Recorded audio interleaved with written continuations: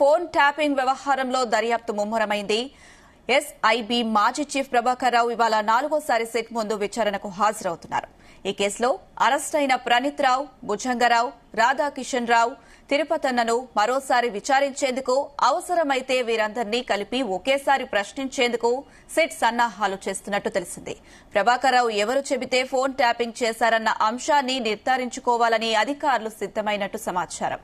Assembly ఎన్నికల సమయంలో ప్రభాకర్ రావు ఆదేశాలతో కాంగ్రెస్, బీజేపీ నేతల ఫోన్లను ప్రణీత్ బృందం ట్యాప్ చేసి ఆ సమాచారాన్ని భుజంగరావుకు చేరవేసిందని, ఆయన ఈ సమాచారాన్ని బీఆర్ఎస్ నాయకత్వానికి అందించేవారని సిట్ విచారణలో గుర్తించినట్టు తెలిసింది.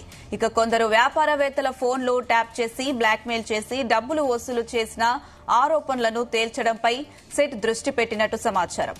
ఈ మేరకు నిందితుల బ్యాంకు లావాదేవీలు, వారి సన్నిహితులు, బినామీల లావాదేవీలను సైతం పరిశీలిస్తున్నట్లు తెలిసింది.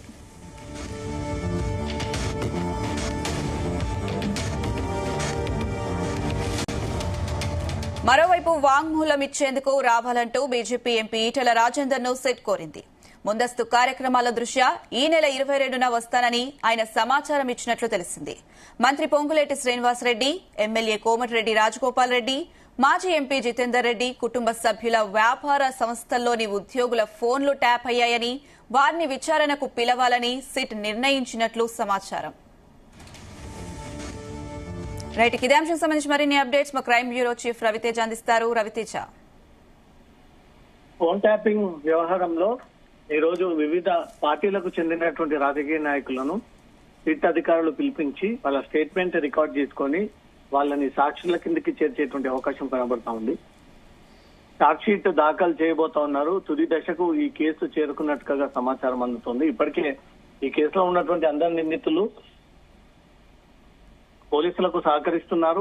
పోలీసులు పిలిచినప్పుడల్లా సిట్ ముందు హాజరయ్యి ఆ వివరాలన్నీ తెలియజేస్తా ఉన్నారు. ఒక్కరు అబ్స్కాండింగ్ లో ఉండడము, ఆ ఒక్కరు ప్రభాకర్ రావు కూడా హైదరాబాద్ వచ్చినటువంటి వెంటనే జూబ్లీహిల్స్ సిట్ అధికారులు ప్రభాకర్ రావు అదుపులోకి తీసుకుని ఈ రోజు కూడా విచారించబోతా ఉన్నారు. ఈ రోజు 4వసారి ప్రభాకర్ రావు ఫోన్ ట్యాపింగ్ కేసులో పోలీసుల ముందు హాజరై విచారణ ఎదుర్కోవడము. ప్రణీత్ రావు, భుజంగరావు, రాధాకిషన్ రావు, ఈ కేసులో ఉన్నటువంటి నిందితులందరినీ కూడా ఈ రోజు పోలీస్ స్టేషన్ కి సిట్ అధికారులు పిలిపించి వాళ్ళ యొక్క స్టేట్మెంట్స్ అన్నిటిని కూడా రికార్డ్ చేసుకోబోతా ఉన్నారు. అవసరమైతే వీళ్ళందరినీ ఒకే దగ్గర కూర్చోబెట్టి వీరందరినీ ఒకేసారి క్వశ్చన్ చేసి వారి నుంచి ఆ వివరాలన్నీ కూడా రాబట్టేటువంటి ప్రయత్నాలు ఈ రోజు సిట్ అధికారులు జరగబోతా ఉన్నారు. బీజేపీ పార్టీ తరఫున ఈటెల రాజేందర్, రఘునందన్ రావు, ధర్మపురి అరవిందకు సైతం సిట్ అధికారులు మీరు గతంలో ప్రతిపక్షంలో ఉన్నప్పుడు మీ ఫోన్ ట్యాపింగ్ కి గురైందంటూ కూడా అనుమానాలు వ్యక్తం చేశారు. కాబట్టి మీకు అనుమానం ఎలా వచ్చింది, మీ పోలీసులు ఏ రకమైనటువంటి ఇబ్బందులకు గురి చేశారో ఆ వివరాలన్నీ కూడా తమకు తెలియజేయాలంటూ కూడా వీరికి నోటీసులు అందజేసి ఈ రోజు వారిని పిలిపించి విచారించి వాళ్ళని సాక్షుల కిందకి చేర్చి ఛార్జ్ షీట్ తయారు చేసి తిరిగి కోర్టులో దాఖలు చేసేటువంటి అవకాశాలు కనబడతా ఉన్నాయి. ప్రభాకర్ రావు మిగతా అధికారులకు తను ఒక టీం లాగా ఫామ్ చేసుకొని ఎవరిని పడితే వాళ్ళని ఫోన్ ట్యాపింగ్ చేసి వాళ్ళ దగ్గర నుంచి భారీగా డబ్బులు లాగాలనే ఒక ఉద్దేశంతో ఈ ఫోన్ ట్యాపింగ్ జరిగింది అంటే కూడా రాజకీయ ప్రకంపనలు క్రియేట్ అవుతా ఉన్నాయి. అసెంబ్లీ ఎన్నికల సమయంలో ప్రభాకర్ ఆదేశాల మేరకు కాంగ్రెస్, బీజేపీ నేతలను ప్రణీత్ అండ్ బృందం ఈ ఫోన్ ట్యాపింగ్ కి పాల్పడింది. ఈ సమాచారాన్ని భుజంగరావుకి అందజేయడము, ఆయన ఈ సమాచారాన్ని బీఆర్ఎస్ నాయకత్వానికి అందజేయడము, ఈ అంతా కూడా చైన్ సిస్టమ్ ప్రకారంగా ఈ ఫోన్ ట్యాపింగ్ జరిగింది. ఆ సమాచారాన్ని షేర్ చేశారు అంటూ కూడా వరుసగా ఎవరికి వెళ్ళిందంటూ కూడా ఈ వివరాలన్నీ కూడా సేకరించి ఆ వివరాలన్నీ కూడా బీఆర్ఎస్ కి చేరవేశారంటూ కూడా సిట్ ఇన్వెస్టిగేషన్ లో బయటపడింది. కొందరు వ్యాపారవేత్తల ఫోన్లని ట్యాప్ చేయడము, వారిని బ్లాక్ మెయిల్ చేయడము, ఇంకొంతమంది రాజకీయ నాయకులని ట్యాప్ చేయడము, ఎన్నికల సమయంలో ఆ డబ్బులని పూర్తి స్థాయిలో అడ్డుకట్ట వేసి ఎన్నికల్లో వాళ్ళు గెలవకుండేటువంటి ప్రయత్నం చేయడము, పోలీస్ పవర్స్ ని మిస్యూజ్ చేసి పోలీసు డిపార్ట్మెంట్ కి ఉన్నటువంటి పరువుని దిగజారించే విధంగా పోలీస్ అనే ఒక పదానికి పూర్తిగా అగౌరవం లేకుండా చేసినటువంటి వ్యక్తులు ఈ అడిషనల్ ఎస్పీలు ప్రణీత్ రావు, అడిషనల్ ఎస్పీలు, ఐజీ హోదాలో ఉన్నటువంటి ప్రభాకర్ రావు, వీరంతా కూడా పోలీసు పవర్స్ ని అడ్డు పెట్టుకొని ప్రభుత్వానికి లాలోచి కిందకి పనిచేస్తూ ఓ ఇంటి మనిషిలాగా ఇన్ని రోజుల పాటు పనిచేసి ప్రభుత్వాన్ని మోచేయి నీళ్లు తాగినటువంటి వ్యక్తులు అంటూ కూడా రాజకీయ విమర్శలు పెరుగుతా ఉన్నాయి. ఈ రోజు బీజేపీ, కాంగ్రెస్ ఇంకా విక్టిమ్స్ ఎవరైనా ఉంటే కూడా వీరందరూ జూబ్లీహిల్స్ పోలీస్ స్టేషన్ కి చేరుకొని వారికి గురైనటువంటి ఇబ్బందులన్నీ కూడా షేర్ చేసుకుని ఆ వివరాలన్నీ కూడా స్టేట్మెంట్ రూపంలో అందజేసి సాక్షుల కిందికి ఈ రోజు సిట్ అధికారులను వీరు పరిగణలోకి తీసుకుని త్వరలో కోర్టులో ఆ విషయాన్ని కూడా దాఖలు చేయనున్నారు. అయితే రవితేజ ఫోన్లను ప్రణీత్ రావు బృందం ట్యాప్ చేసి ఆ సమాచారాన్ని బీఆర్ఎస్ నాయకులకు అందించినట్టు సిట్ విచారణలో గుర్తించినట్టుగా తెలుస్తుంది. మరి ఇంకా ఎవరైనా బీఆర్ఎస్ నాయకులను సిట్ విచారణకు పిలిచే అవకాశం ఉందా?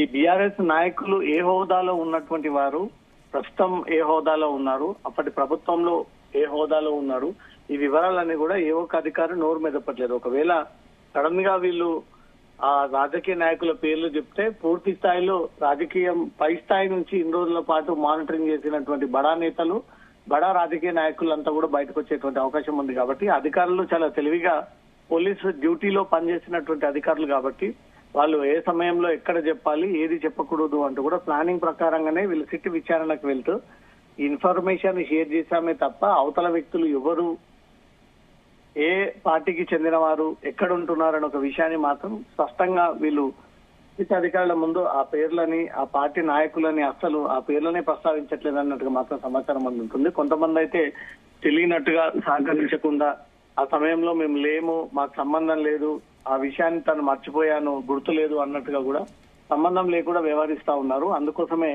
ఈ ఫోన్ ట్యాపింగ్ కేసులో నిందితులుగా ఉన్నటువంటి మొబైల్ ఫోన్స్ ని, ల్యాప్టాప్స్ అన్నిటి కూడా స్వాధీనపరుచుకున్నారు. గతంలో ఇంకెవరెవరితో వీరు టచ్ లోకి వెళ్లారు, ఎవరెవరికి ఇన్ఫర్మేషన్ షేర్ చేశారు, ఎవరు ఆదేశాల ప్రకారంగా ఈ ఫోన్ ట్యాపింగ్ కి పాల్పడ్డారంటూ కూడా ఆ వివరాలన్నీ కూడా సేకరించినప్పటికీ ఆ ఇన్ఫర్మేషన్ అంతా డెస్ట్రాయ్ ఉంది కాబట్టి వాటి కోసమే సాక్ష్యాధారాల పైన ఈ కేసుని రుజువు చేసేటువంటి ప్రయత్నం చేస్తా ఉన్నారు. అందుకే సాక్షుల కోసం వారికి నోటీసులు ఇచ్చి పిలిపించి వారి స్టేట్మెంట్ రికార్డ్ చేసుకుంటా ఉన్నారు. కాబట్టి ఈ రోజు హాజరయ్యేటువంటి ఈ అందరి నిందితులని ఒకే దగ్గర కూర్చోబెట్టి విచారించేటువంటి అవకాశం ఉంది. అయితే రవితేజ, మనం చూసుకున్నట్టయితే మొత్తం 618 మంది బాధితులతో కూడిన జాబితాను సిద్ధం చేసింది సిట్. అలాగే సాక్షులుగా వారిని వాంగ్మూలాలను 2 రోజులుగా నమోదు చేస్తుంది. ఇంకా ఈ జాబితా పెరిగే అవకాశం ఉందా?